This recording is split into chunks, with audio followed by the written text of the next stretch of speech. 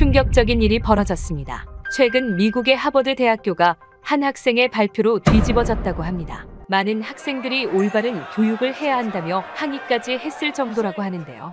놀라운 건 발표 학생이 바로 한국인이라는 점이죠.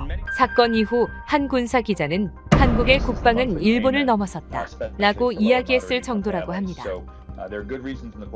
대체 무슨 일이 있었던 걸까요? 안녕하세요.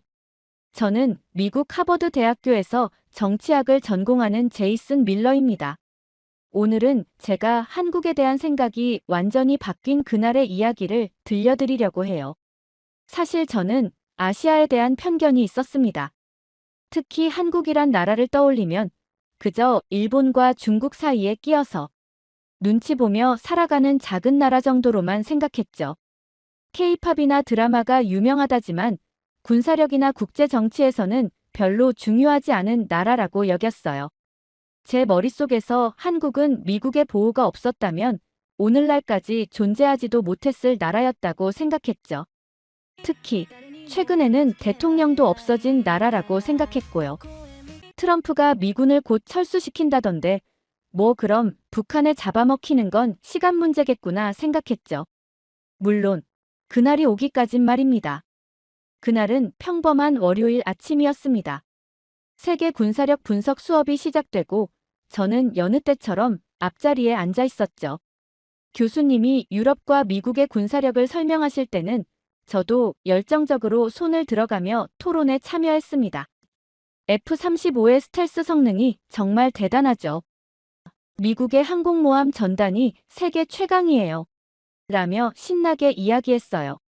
그런데 교수님이 갑자기 이제 아시아의 군사력을 분석해 보겠습니다라고 말씀하시는 순간 저도 모르게 한숨이 나왔어요. 옆자리의 친구들도 비슷한 생각이었나 봅니다. 아시아, 중국 빼고는 다 미국 덕분에 살아남은 거 아냐? 라며 속삭이더군요. 저는 고개를 끄덕이며 특히 한국은 일본과 중국 사이에서 눈치나 보는 나라 아닌가? 라고 말했습니다. 그때였어요. 뒷자리에서 미묘한 한숨 소리가 들렸죠. 고개를 돌려보니 한국인 유학생 박민서와 일본인 유학생 타케시가 앉아 있었습니다. 박민서는 차분한 표정으로 교수님을 바라보고 있었고 타케시는 뭔가 할 말이 많은 듯 안절부절 못하는 모습이었어요. 교수님이 칠판에 아시아 지도를 그리시며 말씀하셨습니다. 자, 여러분은 아시아에서 가장 강력한 군사력을 보유한 나라가 어디라고 생각하나요? 순간 강의실이 조용해졌습니다. 모두가 교수님의 질문에 대한 답을 생각하고 있었죠. 저도 고개를 갸웃거리며 아시아의 군사 강국들을 머릿속으로 정리하기 시작했어요. 솔직히 아시아의 군사력이라고 하면 중국 정도만 떠올랐거든요. 가장 먼저 손을 든 건 제 앞자리에 앉아있던 마이크였습니다. 당연히 중국이죠. 세계에서 두 번째로 큰 군사비 지출을 하는 나라잖아요. 교수님은 고개를 끄덕이며 칠판에 중국이라고 적으셨습니다. 옆에서 스티브가 거들었어요. 중국의 지상군 규모는 세계 최대죠. 미국도 견제하고 있잖아요. 그 뒤로 여러 학생들이 자기 생각을 이야기하기 시작했어요. 일본도 빼놓을 수 없죠. 최첨단 군사 장비를 보유하고 있잖아요. 맞아요. 일본의 해상자위대는 세계 최고 수준이라고 들었어요. 교수님은 학생들의 의견을 하나하나 칠판에 적어가셨습니다. 그런데 그때 타케시가 갑자기 손을 들었어요. 타케시의 얼굴에는 묘한 미소가 어려 있었습니다. 그동안 조용히 있던 타케시가 갑자기 발언을 하려는 것을 보니 뭔가 특별한 말을 하려는 것 같았죠. 교수님, 한 나라를 빼먹으신 것 같네요. 타케시가 말을 시작했습니다. 저는 설마 북한이라고 생각했죠. 북한의 핵무기 개발 이야기가 나올 줄 알았는데 타케시의 다음 말은 예상과 완전히 달랐어요. 한국이요. 물론 미국이 없었으면 한국이라는 나라는 존재하지도 않았겠지만요. 타케시의 목소리에는 분명한 조소가 섞여 있었습니다. 마치 한국의 군사력을 비웃는 듯한 그런 어조였죠. 강의실 안에서 몇몇 학생들이 소근거리기 시작했어요. 저도 고개를 끄덕였습니다.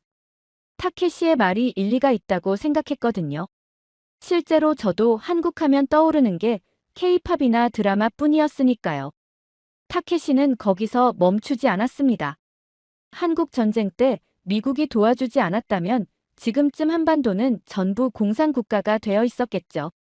지금도 주한미군이 한국을 지켜주고 있잖아요. 그걸 군사강국이라고 부를 수 있을까요? 타케시의 목소리에는 승리를 확신하는 듯한 자신감이 넘쳤어요. 강의실 안에서 웃음소리가 들렸습니다. 몇몇 학생들은 타케시의 말에 동의한다는 듯 고개를 끄덕였고, 저도 맞는 말이긴 하지라고 중얼거렸어요. 그때까지만 해도 저는 제가 얼마나 큰 편견에 사로잡혀 있었는지 몰랐습니다. 그때 뒤에서 들리는 의자 끽하는 소리에 고개를 돌렸습니다. 박민서가 자세를 바로 하고 있었어요. 늘 온화하던 박민서의 표정이 굳어 있었죠. 차분해 보이는 표정 아래로 뭔가 강한 감정이 느껴졌어요. 박민서의 눈빛에서 이상한 기운을 느꼈습니다. 그건 분노라기보다는 뭔가를 증명해 보이겠다는 강한 의지 같았어요. 타케시는 여전히 승리자의 미소를 지으며 자리에 앉았지만 강의실의 공기는 묘하게 무거워져 있었습니다. 강의실의 무거운 공기를 깨고 박민서가 천천히 일어섰습니다. 타케시의 도발적인 발언에도 그의 목소리는 조용하면서도 단호했어요. 마치 오랫동안 준비해온 답변을 하는 것처럼 침착했습니다. 타케시 씨. 박민서가 타케시를 똑바로 바라보며 말을 시작했습니다. 당신은 한국군이 일본보다 약하다고 생각하시나요? 갑작스러운 질문에 타케시는 잠시 당황한 듯 했지만 이내 비웃듯 웃으며 대답했어요. 당연하죠. 일본은 세계 3위의 경제대국이에요. 첨단 무기도 많고 미군과의 동맹도 강력하죠. 한국이 감히 비교될 대상이 아닙니다. 타케시는 마치 승리를 확신하는 듯한 표정이었어요. 저도 고개를 끄덕였습니다. 일본의 경제력이나 기술력을 생각하면 당연한 이야기라고 여겼거든요. 하지만 박민서의 다음 질문은 강의실의 분위기를 완전히 뒤집어 놓았습니다. 그럼 일본 자위대는 실전 경험이 있나요? 순간 강의실이 쥐 죽은 듯 조용해졌어요. 타케시의 얼굴에서 자신만만한 미소가 순식간에 사라졌습니다. 박민서는 마치 오래전부터 이 순간을 기다려왔다는 듯 차분하게 말을 이어갔어요. 한국군은 수십 년간 실제 전투를 경험했습니다. 1999년 제1연평해전, 2002년 제2연평해전, 2009년 대청해전. 이 모든 교전에서 한국군은 실질적인 승리를 거뒀어요. 교수님이 환한 미소를 지으며 박민서의 발언에 힘을 실어주셨습니다. 박민서 학생 말이 맞습니다. 한국군은 실전 경험이 풍부한 군대죠. 북한과의 여러 해상 교전에서 승리를 거두며 실전 능력을 입증했을 뿐만 아니라 현대전에 걸맞은 첨단 전력도 보유하고 있습니다. 타케시의 얼굴이 점점 굳어갔어요. 더 이상 아까 같은 여유로운 표정이 아니었죠. 박민서는 거기서 멈추지 않았습니다. 게다가 한국군은 지금도 매일같이 실전과 같은 상황에 대비하고 있어요. 북한과의 군사분 개선에서는 언제든 전투가 벌어질 수 있는 긴장 상태가 이어지고 있죠. 반면 일본 자위대는 강의실의 분위기가 순식간에 바뀌었습니다. 아까까지 타케시의 말에 동조하던 학생들의 시선이 이제는 박민서에게로 쏠렸어요. 교수님은 마치 이런 상황을 예상하고 계셨다는 듯 만족스러운 미소를 지으셨습니다. 저는 그제서야 깨달았습니다. 제가 얼마나 피상적으로 한국의 군사력을 평가하고 있었는지를요. 경제력이나 첨단 장비만이 군사력의 전부가 아니었던 거죠. 실전 경험과 실질적인 전투 능력이 얼마나 중요한지, 그리고 한국군이 그것을 가지고 있다는 사실에 충격을 받았습니다. 강의실은 이제 완전히 다른 공기로 가득 찼어요. 마치 우리 모두가 뭔가 새로운 사실을 발견한 것 같은 그런 분위기였습니다. 그때 교수님이 천천히 자리에서 일어나셨습니다. 강의실 전체를 둘러보시더니 의미심장한 미소를 지으셨어요. 교수님의 표정에서는 뭔가 특별한 이야기를 준비하고 계시다는 게 느껴졌습니다. 여러분, 한국은 단순히 현대에 와서 군사력을 갖춘 게 아닙니다. 역사적으로도 놀라운 군사 전략과 전술을 가진 나라였죠. 교수님은 칠판에 1597년 명량해전이라고 크게 적으셨어요. 그리고는 반 전체를 보시며 말씀하셨습니다. 교수님의 목소리에는 평소와는 다른 열정이 묻어났어요.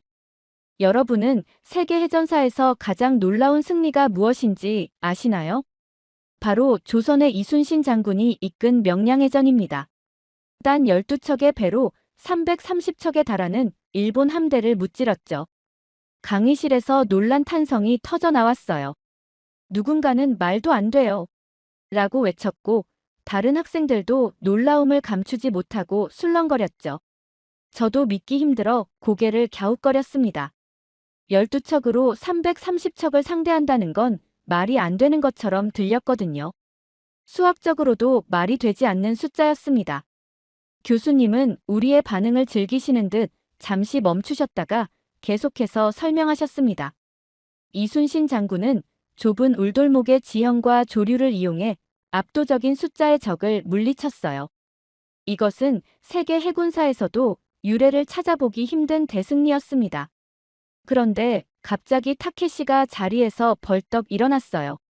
의자가 뒤로 밀리면서 끼익하는 소리가 났고 그의 얼굴은 붉게 달아올라 있었습니다.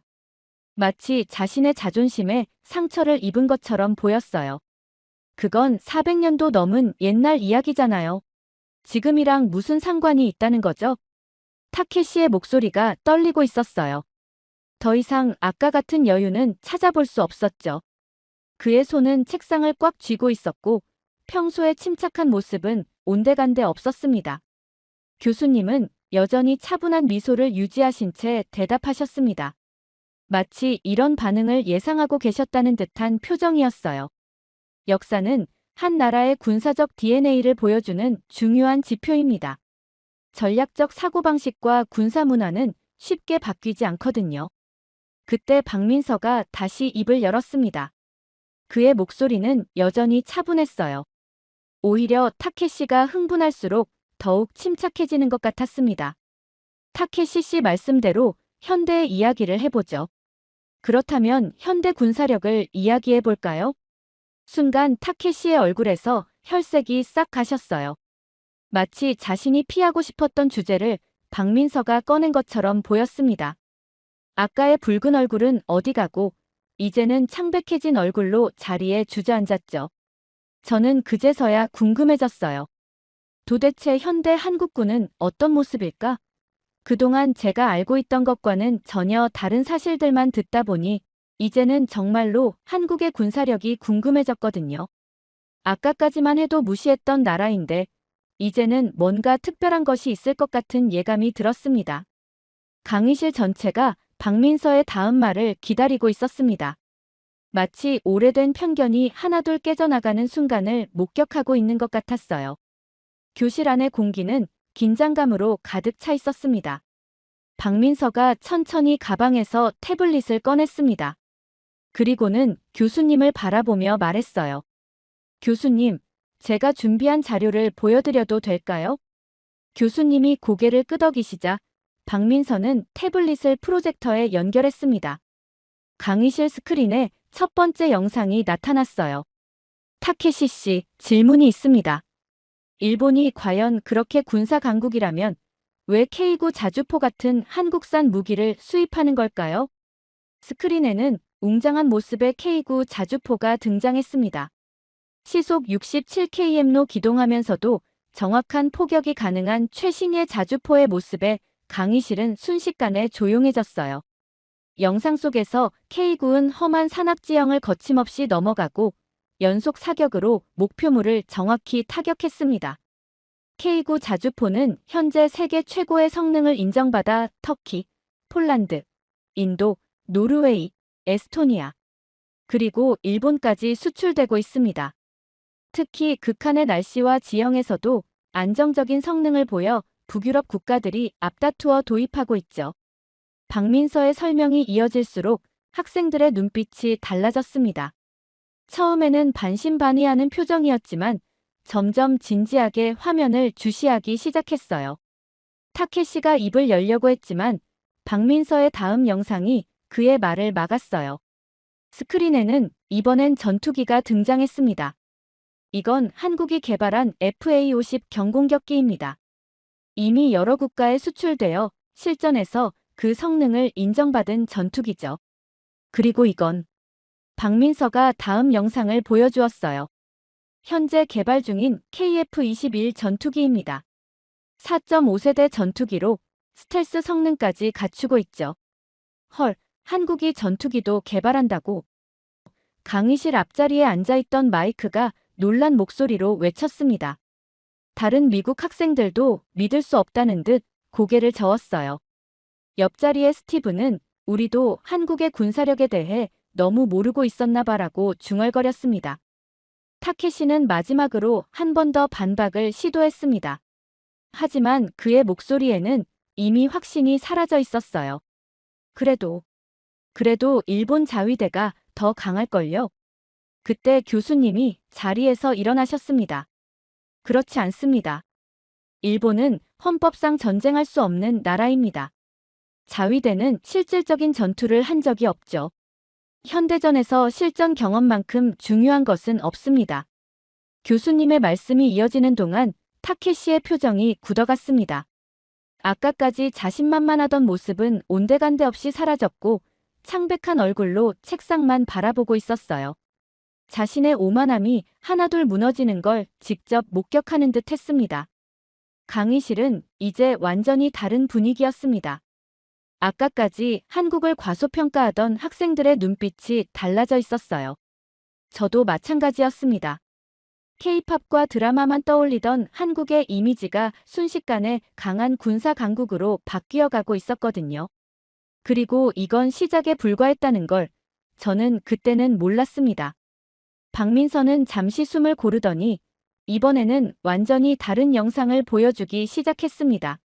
강의실 스크린에는 한국군의 실제 훈련 모습이 나타났어요. 한국군의 진정한 강점은 바로 이것입니다. 우리는 실전 경험이 있고 지금 이 순간에도 북한과 대치하며 24시간 대비 태세를 유지하고 있어요. 영상 속에는 한국군이 혹한기 훈련을 하는 모습이 나왔습니다. 영하 20도가 넘는 추위 속에서도 완전 무장한 채 작전을 수행하는 모습이었어요. 이어서 특전사의 전투훈련, 해군의 대잠수함 작전, 공군의 야간 비행 훈련 장면이 차례로 이어졌습니다. 우리는 언제든 전쟁이 일어날 수 있다는 긴장감 속에서 살아갑니다. 이것은 약점이 아닌 강점이 되었죠. 모든 훈련이 실전처럼 이루어지고 모든 준비가 실제 전투를 위한 것입니다. 교수님이 박민서의 말에 덧붙이셨습니다. 한국군은 현재 세계 7위의 군사력을 보유하고 있습니다. 특히 주목할 점은 유럽과 미국의 군사 전문가들도 한국의 군사 전략을 연구하고 있다는 거죠. 강의실이 다시 한번 조용해졌습니다. 이번에는 충격이나 놀라움이 아닌 깊은 이해와 존중이 느껴지는 침묵이었어요. 실제로 나토 군사훈련에 한국군이 참관국으로 초청받는 경우가 많습니다. 특히 북한과의 대치 상황에서 발전시킨 한국군의 전술과 전략은 현대전에서 매우 중요한 연구 대상이 되고 있죠. 교수님의 설명이 이어지는 동안 타케시의 얼굴이 점점 붉어져 갔습니다. 하지만 이번에는 분노나 반발심 때문이 아닌 것 같았어요. 그의 표정에는 부끄러움과 당혹감이 가득했습니다. 박민서가 다시 말을 이었습니다. 우리는 매일 새벽 4시부터 철책선과 해안선을 따라 순찰을 돕니다. GP에서는 24시간 교대로 감시가 이루어지고 레이더 기지에서는 단 1초도 눈을 떼지 않죠. 이게 바로 실전입니다. 저는 처음 듣는 이야기들에 완전히 압도되었어요. GP가 뭔지, 철책선이 정확히 어떤 것인지는 몰랐지만 한국군이 얼마나 긴장된 상황에서 임무를 수행하고 있는지는 충분히 이해할 수 있었습니다. 타케시는 이제 말을 잇지 못했어요. 그의 얼굴은 완전히 붉어져 있었고 손끝이 미세하게 떨리는 게 보였습니다.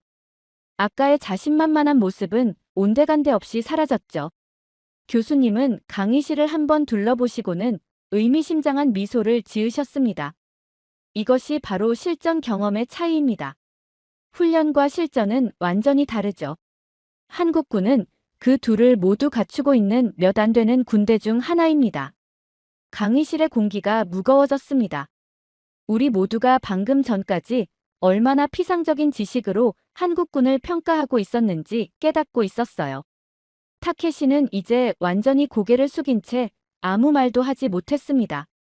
그의 붉어진 얼굴과 떨리는 손가락이 모든 것을 말해주고 있었죠.